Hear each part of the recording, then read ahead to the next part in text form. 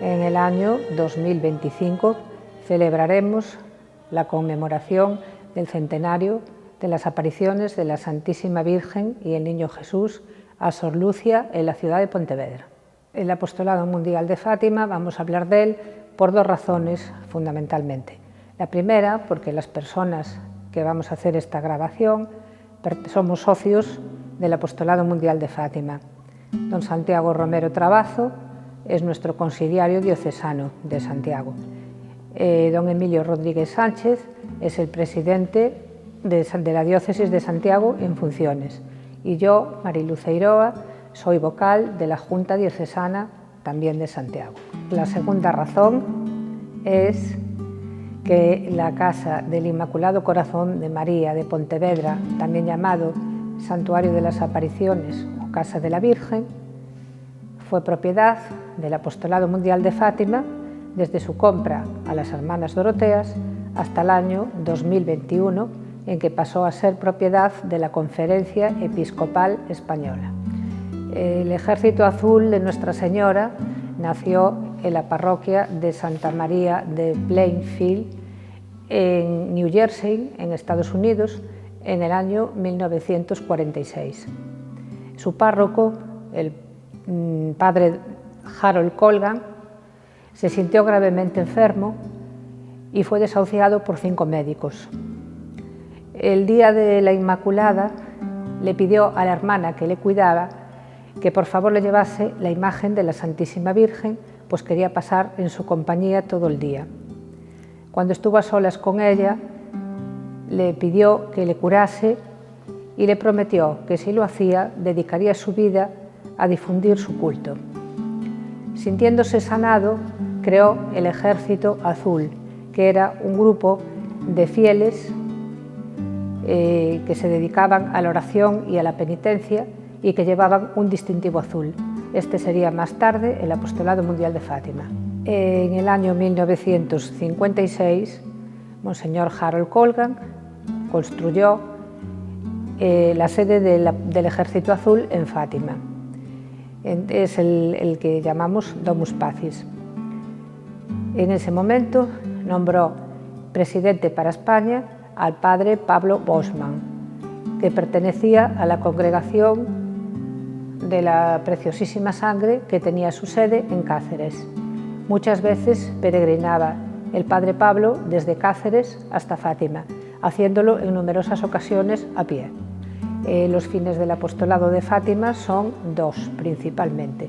El primero es difundir el mensaje que la Virgen dio en Fátima en el año 1917, en Pontevedra en los años 1925 y 26 y Tui en el año 1929. Se trata de difundir el rezo del Santo Rosario y sobre todo de la devoción reparadora de los 5 primeros sábados de mes, a fin de acelerar el triunfo del Inmaculado Corazón de María para lograr la paz en el mundo.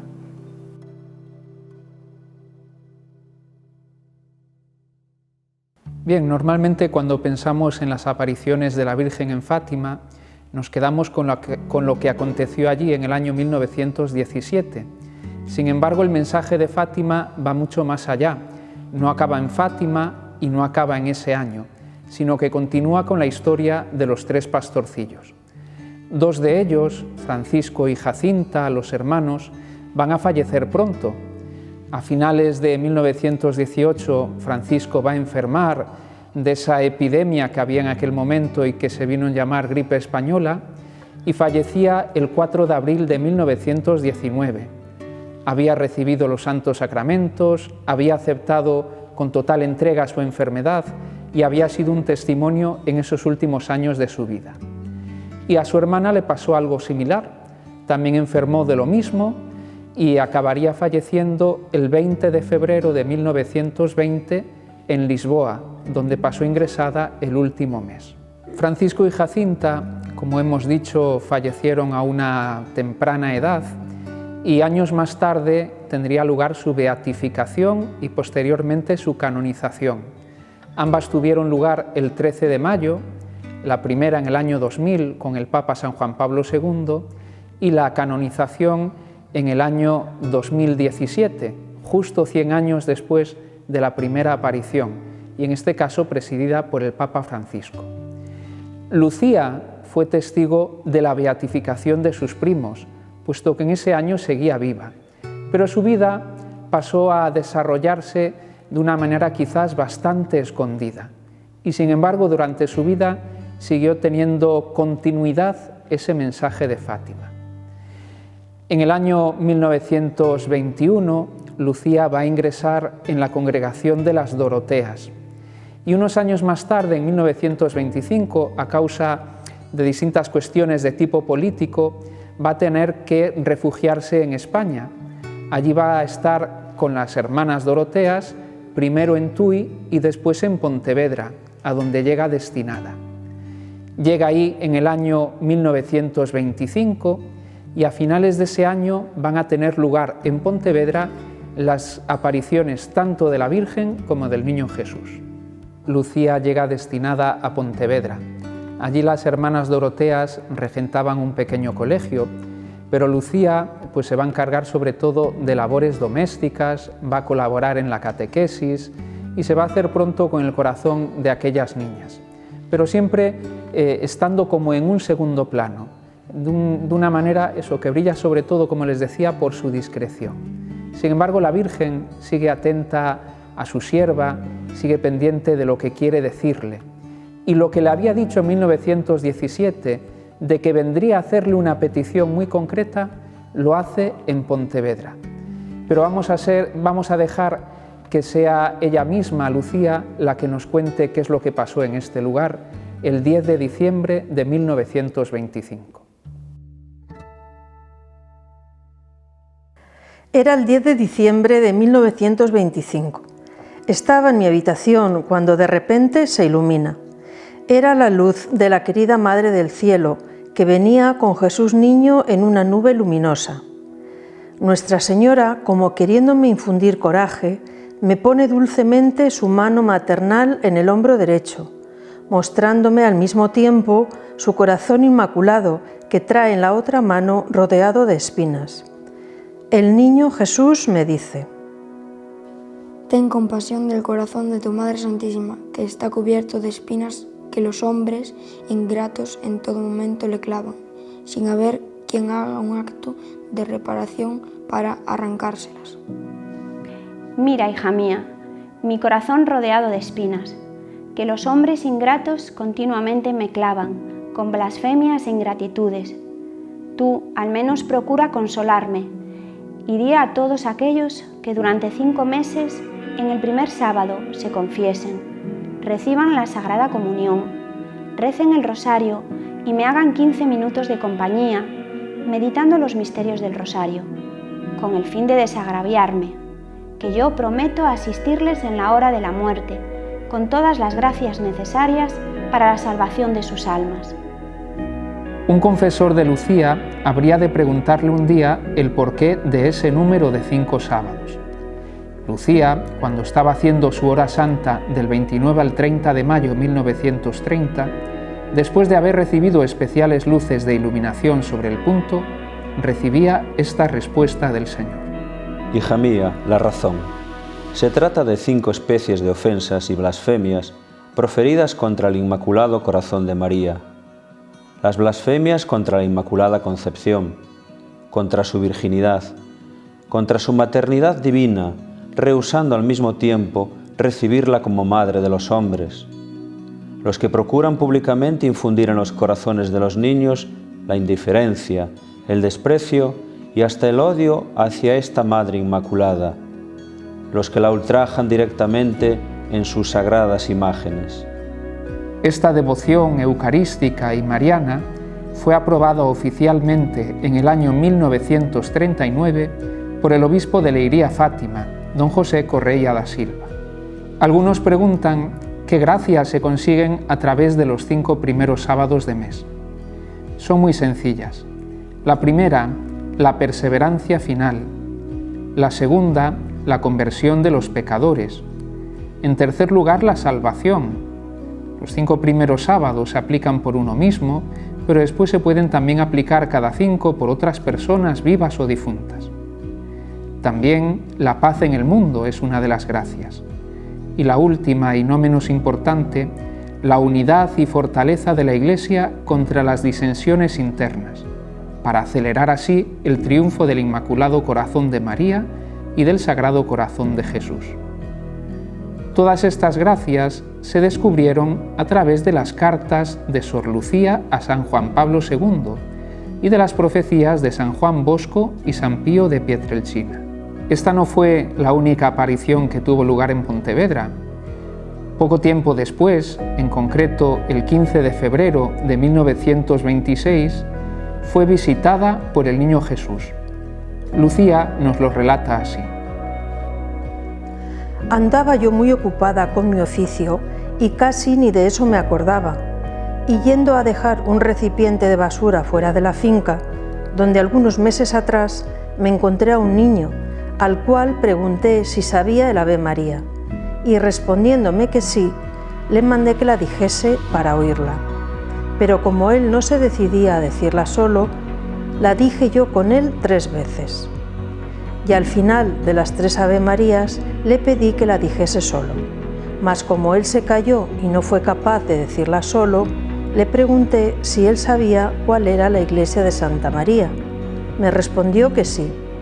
Le dije que fuese allí todos los días y que dijese así: «Oh Madre mía del cielo, dadme a vuestro niño Jesús». Le enseñé esto y me marché. El 15 de febrero de 1926 andaba pues volviendo yo allí como de costumbre. Encontré a un niño que me pareció ser el mismo y entonces le pregunté: ¿has pedido el niño Jesús a la Madre del Cielo? Y el niño se vuelve para mí y me dice: ¿y tú has difundido por el mundo aquello que la Madre del Cielo te pidió? Y el niño resplandeció, dando así a entender que era el niño Jesús. Lucía le expuso las dificultades que tenía, que su confesor le decía que tenía que repetirse la visión para que fuese creída, y la Madre Superiora también manifestaba sus dudas. Ella sola no podía, y Jesús le dijo: Es verdad que la Madre Superiora sola no puede, pero con mi gracia puede todo. Y basta que tu confesor te dé permiso y tu superiora lo diga, para que sea creído, incluso sin saberse a quién fue revelado. Lucía también le dijo que su confesor decía que esta devoción no hacía falta en el mundo, porque ya había muchas almas que lo recibían en los primeros sábados, en honor de Nuestra Señora, y que rezaban los 15 misterios del Rosario. Es verdad, hija mía, que muchas almas los comienzan, pero pocas los acaban, y las que los terminan es con el fin de recibir las gracias que ahí están prometidas. Y me agradan más las que hacen los 5 con fervor, y con el fin de desagraviar al corazón de tu Madre del Cielo, que los que hacen los 15 tibios e indiferentes. Lucía también pidió aclaración para las personas que no pudieran confesarse el sábado. Le pregunta: ¿sería válida la confesión de 8 días? Y Jesús le responde: Sí, puede ser de muchos días más todavía, con tal que cuando me reciban estén en gracia y tengan la intención de desagraviar al Inmaculado Corazón de María. Lucía sigue preguntando: Mi Jesús, ¿y los que se olvidan de formular esa intención? Y Jesús nuevamente le responde: Pueden hacerla en otra confesión siguiente, aprovechando la primera ocasión que tuvieran de confesarse. En la Casa Santuario del Inmaculado Corazón de María, en Pontevedra, en la capilla de la planta baja, entrando a la derecha, veréis un altar y una arcada. Son los que estuvieron en Tui en el momento de las apariciones y vivieron la visión de la Santísima Trinidad. Por eso Tui y Pontevedra están muy unidas.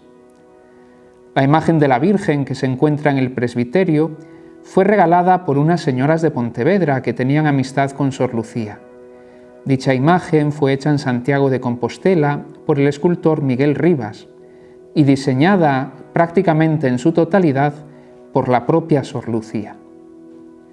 También en esta casa hay un rosario enmarcado que confeccionó Sor Lucía cuando estaba en Tui y que fue donado por una familia de Santiago de Compostela. La Casa del Inmaculado Corazón de María, aquí en Pontevedra, está abierta todo el año para acoger a los peregrinos que acuden hasta lo que muchos llaman la Fátima española. Así era como Sor Lucía se refería a la capeliña española. El 18 de julio de 1926, una señora vino a recogerla para llevarla a Tui. Como siempre, salió con toda rapidez para quedarse en el convento por algún tiempo.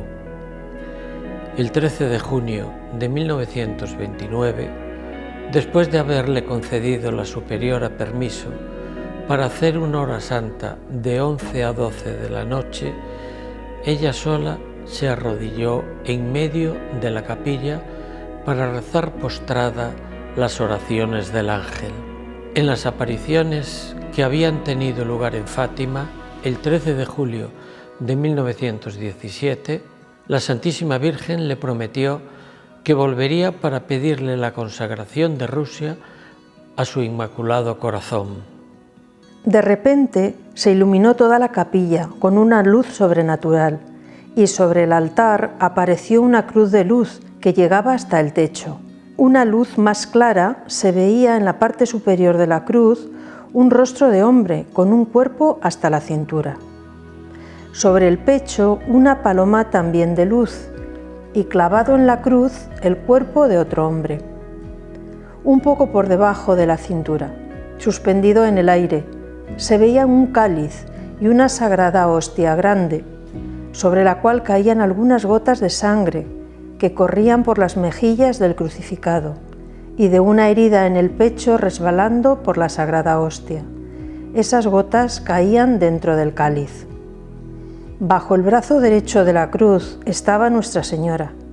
Era Nuestra Señora de Fátima, con su Inmaculado Corazón en la mano izquierda, sin espada ni rosas, pero con una corona de espinas y llamas.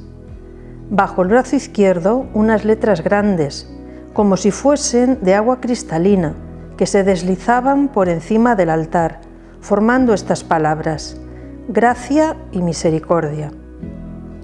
Comprendí que me era mostrado el misterio de la Santísima Trinidad y recibí luces sobre este misterio que no me es permitido revelar. Ha llegado el momento en que Dios pide al Santo Padre que haga, en unión con todos los obispos del mundo, la consagración de Rusia a mi Inmaculado Corazón, prometiendo salvarla por este medio. Tantas almas que la justicia de Dios condena por pecados contra mí cometidos, que vengo a pedir reparación. Sacrifícate por esta intención. Como testigos silentes de estas revelaciones particulares, las religiosas doroteas siguen guardando y velando desde el convento de Tui este precioso mensaje. El convento es ahora una residencia de religiosas doroteas ancianas y siguen llegando peregrinos a la capilla donde hubo la visión. De los 21 años que vivió en Galicia, visitó varios lugares de la región. En 1945 ganó el jubileo en Santiago de Compostela. El día 24 de julio de 1945 salió de Tui por la mañana, después de asistir a la misa. En el tren de las 8 de la mañana llegaron a Santiago cerca de las 2 de la tarde. Se hospedaron en la casa que tenían las Doroteas, que estaba en la calle Rúa del Villar, y después de la comida fueron a visitar la catedral. Estaban los canónigos cantando el oficio divino, al que asistieron. Al día siguiente, 25 de julio, asistieron al pontifical solemne en la catedral. Terminado, fueron a abrazar al apóstol y a besarlo.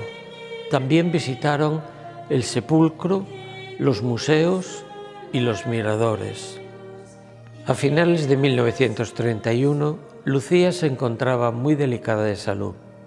Se sentía siempre con falta de fuerzas y por recomendaciones del médico comenzó a ir todos los años un mes a la playa. Los primeros 2 años fue acompañada con la madre Refojo, que tenía una hermana que vivía con su sobrina en Rianxo. Ayudaba en las labores de la casa, paseaba con esa familia, hacía sus retiros, nunca se olvidaba de orar, de hacer penitencia. Pasó alguna temporada en Marín o Placeres y aquí salvó que se ahogaran 2 criaturas.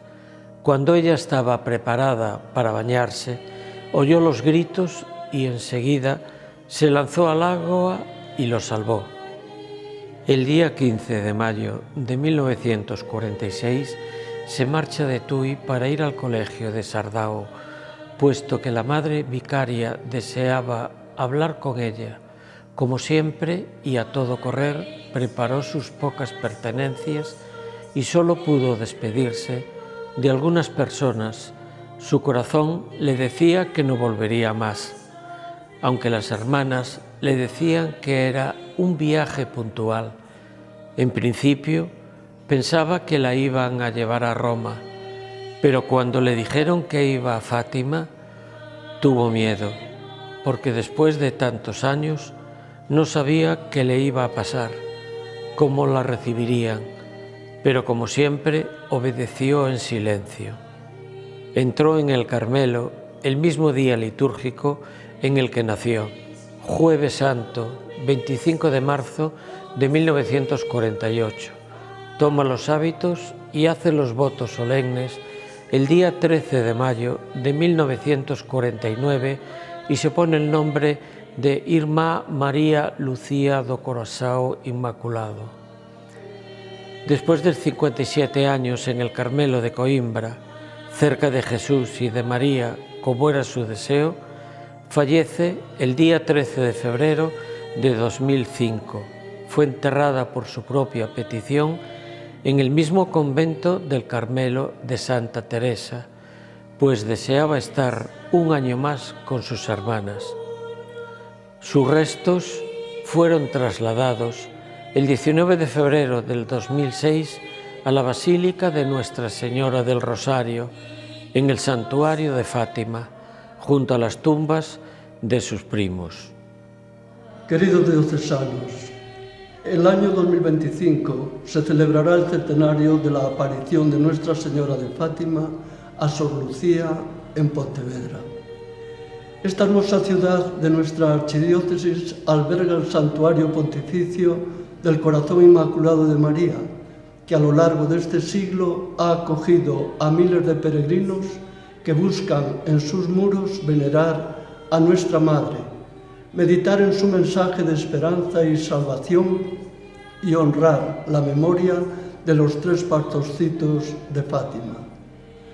Queda mucho tiempo para festejar gozosamente este aniversario, pero os invito a todos vosotros, queridos diocesanos, a preparar como si fuese una carrera de fondo este verdadero acontecimiento. La oración y muy especialmente el rezo del Santo Rosario constituyen en estos tiempos agitados el más adecuado de los medios para pedir a nuestra Madre, la Santísima Virgen, su protección y amparo. Sabemos que ella no nos va a dejar nunca de su mano y que nos sigue invitando día a día, hora a hora, a hacer lo que el Señor nos diga. En este horizonte del 2025 volvemos la mirada a la devoción del primer sábado de los 5 primeros meses del año y tal como le había indicado la Virgen a Sor Lucía, donde encontraremos la paz de la reconciliación, el alimento de la Eucaristía y la fortaleza de la meditación de ese Evangelio viviente que es el Santo Rosario. Aprovechemos este tiempo que por don de Dios es tiempo de gracia y de salvación. Que la Virgen de Fátima nos ayude en esta tarea.